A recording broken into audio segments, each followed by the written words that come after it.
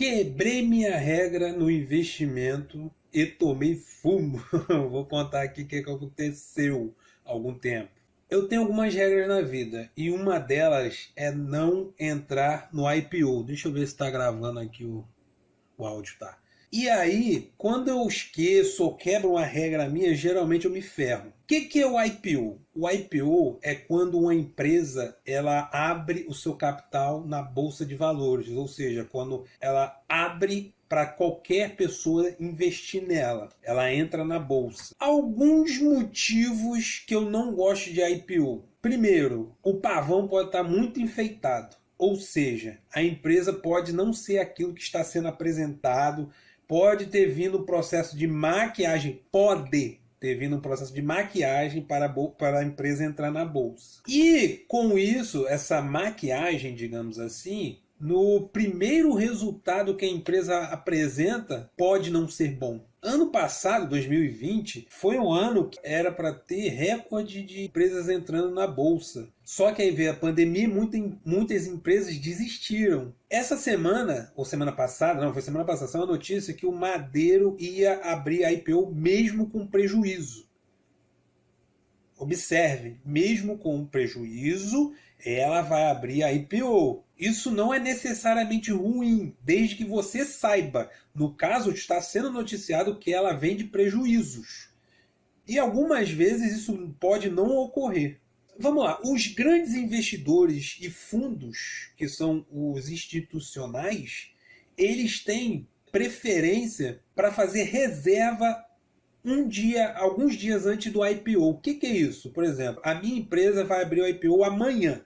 Amanhã todo mundo vai poder negociar. Hoje já está tendo reserva para grandes investidores e instituições para captar dinheiro. Ou seja, eles têm preferência, eles vêm antes da gente, de pequenos investidores. Com isso, eles fazem a reserva. E aí, chegou amanhã, minha empresa realmente entrou na bolsa, todo mundo pode comprar. E aí, esse preço, por demanda de influenciadores, da mídia e tal, pode disparar. O preço da minha empresa que entrou no IPO, que abriu o capital.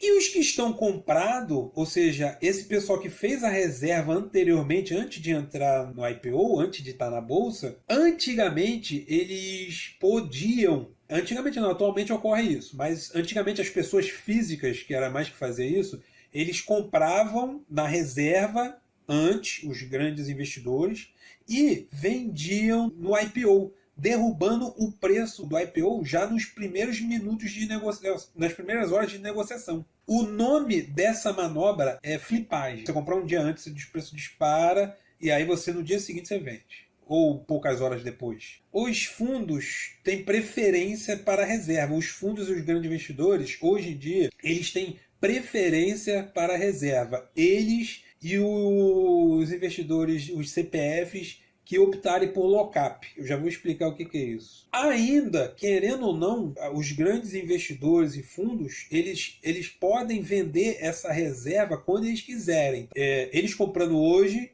eles podem vender amanhã. Isso não ocorre com frequência. Os CPFs ele tem dois meios para fazer a reserva do IPO. O com lock-up. O que é o lock-up? É uma trava, um cadeado. Lá no contrato do IPO da empresa vai estar escrito lá: você não pode negociar, após a compra, você não pode negociar os papéis durante 3, 6 meses, um ano. Vai estar lá a cláusula, lá vai estar explicando qual é o tempo que você vai ter para negociar.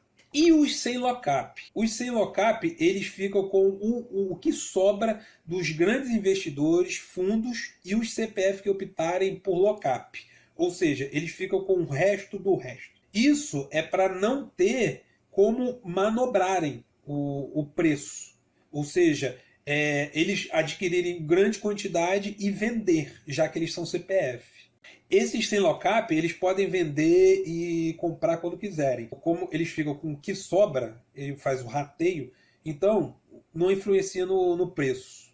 E os grandes investidores, como eles não têm lock-up, eu não gosto disso porque é muito poder na mão já de pessoas poderosas. Por exemplo, sem lock-up, ele pode comprar e vender quando quiser, mesmo que ele não faça, tá? Instituição, etc, etc.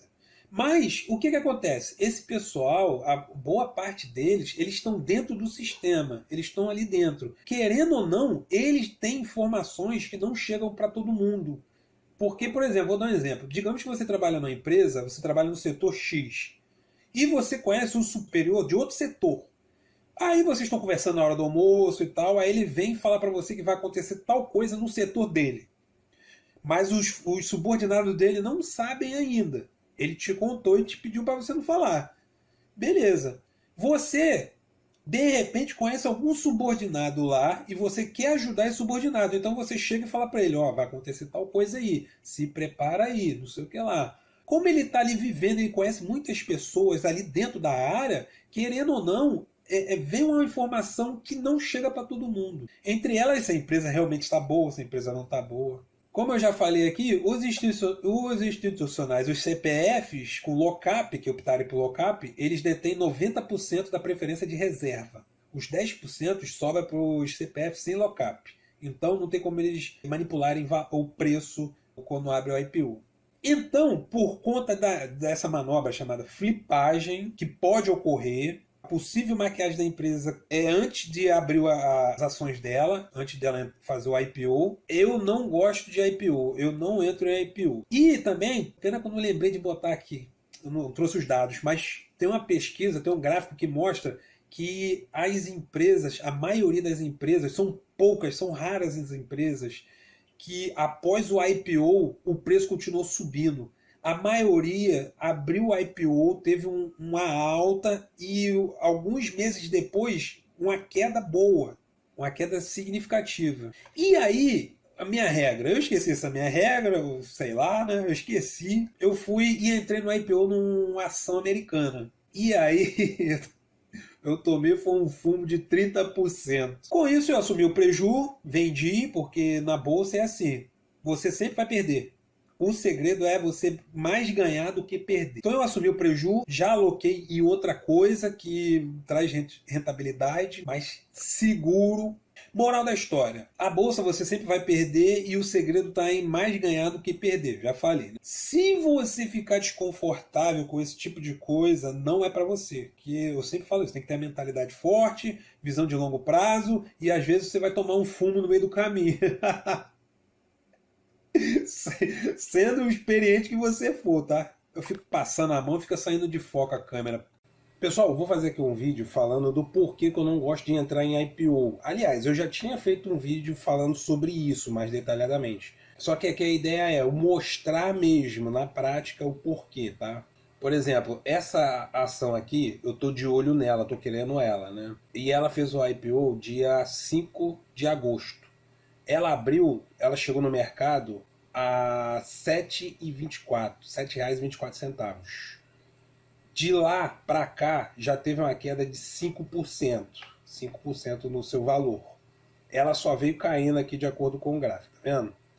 E hoje ela é cotada a 6,87. Então, essa daqui não tem nem uma semana de IPO, acho. Tem poucos dias de IPO.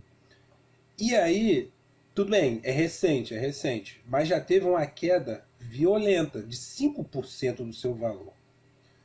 E aí eu quero mostrar aqui para vocês uma outra coisa. É esse daqui, da Smart Fit. Ela entrou na bolsa dia 14 de julho, a R$ 31,00. E aqui, de acordo com o gráfico, ela teve uma valorização e chegou no pico, que foi R$ 32,20. De lá para cá, ela teve uma queda de 10%. Ela só caiu aqui, ó, de acordo com o gráfico, ó, só caiu. Hoje, ela é cotada a R$ 28,00. Abriu a 31, chegou a 32 e é cotada a R$ 28,00. Esse é um dos motivos que eu não gosto de entrar em IPO. Por exemplo, agora é interessante fazer o aporte, porque eu agora vou comprar com desconto. Eu não estou indicando nada para ninguém, tá?